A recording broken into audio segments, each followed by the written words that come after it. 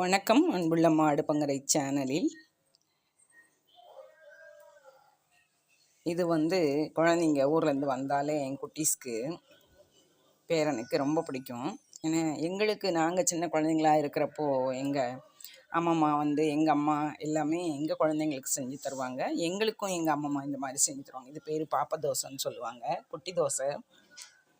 இந்த தோசை சாப்பிடவே ரொம்ப இன்ட்ரெஸ்ட்டாக இருக்கும். எத்தனை சாப்பிட்றோம்னே நமக்கு அழவே தெரியாது. இது பேர் எங்கள் வீட்டில் பாப்ப தோசை, குட்டி பாப்பாவுக்கு உள்ள தோசைனால குட்டி பாப்ப தோசைன்னு சொல்லுவாங்க.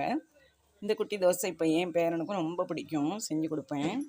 இப்போ அதுலேயே நம்ம இந்த மாதிரி பொடி இருக்கு இல்லையா, இந்த பொரிகடலை பொடி நம்ம செஞ்சு வச்சதை தோசையில் நல்லா பரத்தி விட்டு அதில் பொடி தோசை செஞ்சோம் வைங்களேன், டேஸ்ட்டு சூப்பராக இருக்கும்.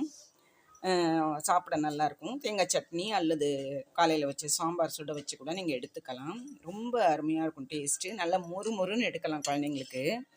சூப்பராக நல்லா குழந்தைங்க எத்தனை சாப்பிட்றோம்னே கணக்கு தெரியாமல் நல்லா விரும்பி சாப்பிடுவாங்க.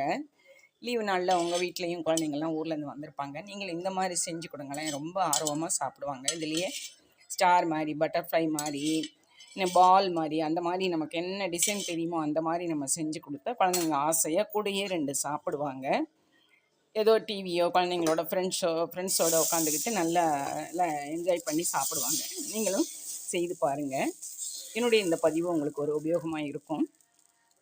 உங்கள் சப்ஸ்கிரிப்ஷனை எனக்கு கொடுங்க. மேலும் நல்ல புதிய வித்தியாசமான பதிவுகளோடு உங்களை சந்திக்கிறேன். நன்றி. வாழ்க வளமுடன். இது பொடி தோசை. மேலேயே அந்த பொடியை நல்லா தூவி விட்டோம்னா பார்க்குறதுக்கு சூப்பராக இருக்கும். தொட்டுக்கவே ஒன்றுமே வேண்டாம், இந்த பொடியை தொட்டுட்டு நம்ம சாப்பிட்றலாம்.